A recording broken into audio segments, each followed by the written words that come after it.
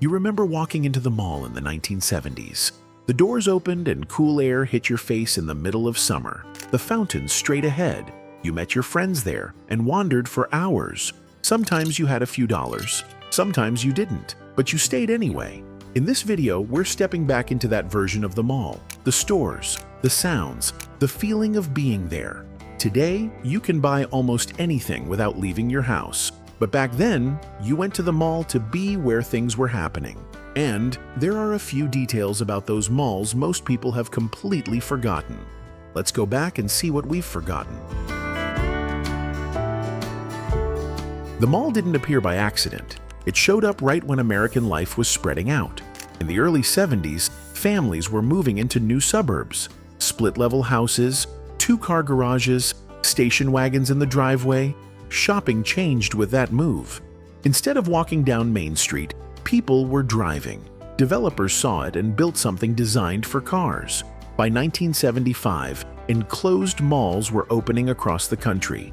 Big parking lots, automatic glass doors, anchor stores like Sears, Montgomery Ward, and JCPenney pulling families in every weekend. We'll take a closer look at those in just a bit. You could park once and stay for hours. No weather, no traffic. Everything under one roof. Before the neon and chrome of the 80s showed up, a 70s mall felt different the second you walked in. Real trees growing out of wide concrete planters. Not fake, real. The fountain sat right in the center, water splashing all day, while coins gathered at the bottom, dull from the chlorine. Most of us tossed one in without even thinking. Around those planters were built-in benches where people paused, shopping bags at their feet, just watching the steady flow of shoppers pass by. Storefronts had dark wood trim and simple backlit signs. No flashing screens, no giant ads, just window displays with mannequins in wide-collar shirts and earth-tone dresses. The air carried perfume from the cosmetics counter and the smell of fresh pretzels a few steps later. You didn't rush, you had nowhere else to be. And after a few minutes of wandering, you'd end up near the big anchor stores at the ends of the mall. Sears was usually the heavyweight. There's more for your life. Cheryl Teagues is calling me. Gotta have it. We agree.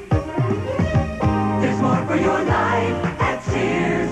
Appliances stacked in perfect rows. Televisions playing the same picture on every screen. That craftsman tool section your dad could stand in forever. Montgomery Ward felt a little more polished. Bedding sets, cookware, racks of dresses under bright lights. JCPenney meant school clothes, Toughskins jeans that were supposed to survive the whole year. And somewhere along the main corridor, there was often a Woolworth. Not as large, not as flashy, but that lunch counter with the round swivel stools. You remember that? These were the stores where weekends slowed down. Your parents studying price tags while you trailed behind, running your fingers over fabric or pressing buttons on the display stereos just to hear them click.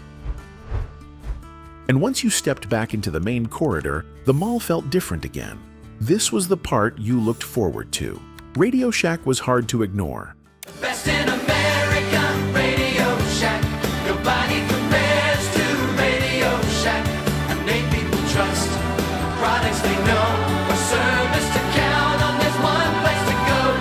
The best in America, RadioShack. Rows of small gadgets, CB radios, and that faint smell of warm electronics. The record store pulled you in next. Vinyl stacked in wooden bins. Maybe Rumors by Fleetwood Mac near the front in 1977.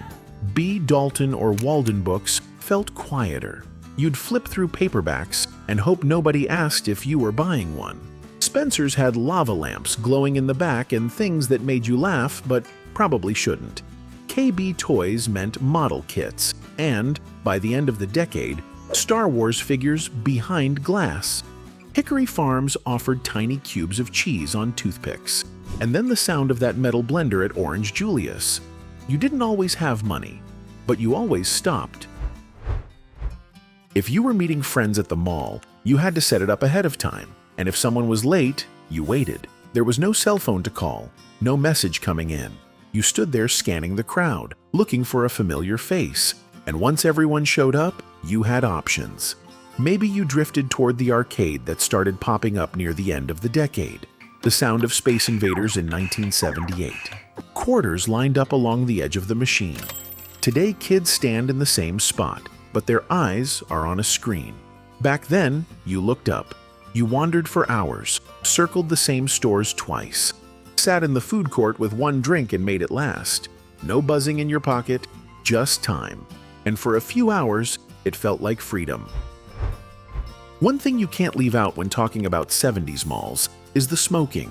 It was everywhere inside. Ashtrays built right into the benches, cigarette vending machines near the restrooms, packs lined up behind glass, a thin haze hanging in the air that most of us barely noticed. You might hear the quick click of a lighter near the fountain, or see smoke drifting past you in line at JCPenney. Even the food court tables had metal ashtrays sitting next to the napkin holders. Smoke rising toward the skylights, mixing with perfume from the cosmetics counter and the smell of pretzels. Nobody stepped outside for it. It was just part of the mall.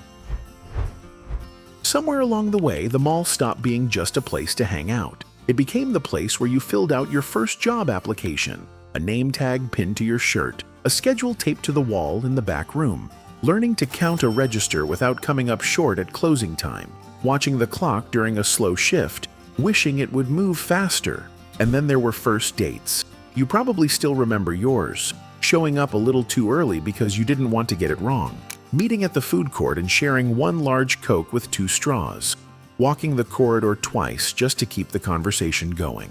The mall wasn't just where you passed the time. It was where you started figuring things out. And then came the holidays. The mall changed almost overnight. Garland wrapped around the railings. Oversized red and gold ornaments hanging from the ceiling. A tall Christmas tree set up in the center court. Santa's chair near the fountain, with a long line of kids stretching past the escalator. You remember standing there in a winter coat, shuffling forward a few inches at a time. Somewhere nearby, the music shifted to Christmas songs, playing through those same ceiling speakers. Sears had its wish book out by then, pages already dog-eared from flipping through it at home. Now you were seeing those same toys in the store windows. The crowds were thicker. Every register seemed to be ringing. And for a few weeks each year, the mall felt like the center of everything. Toward the end of the 70s, the mall began to change. Dark wood railings came down, brighter lights went in, carpet was replaced with smooth tile, store signs grew larger with bold lettering and flashes of neon. The building was still the same, but it was clearly moving into something new. Today, malls don't feel the way they once did. Some are quieter, some are gone. And now we carry our shopping in our pockets on a screen. But back then, if you wanted to see what was new, you had to walk the corridor yourself. You had to show up. The mall wasn't just a place to buy things. It was a place to be there in person. If this brought back a memory, tell me about it in the comments.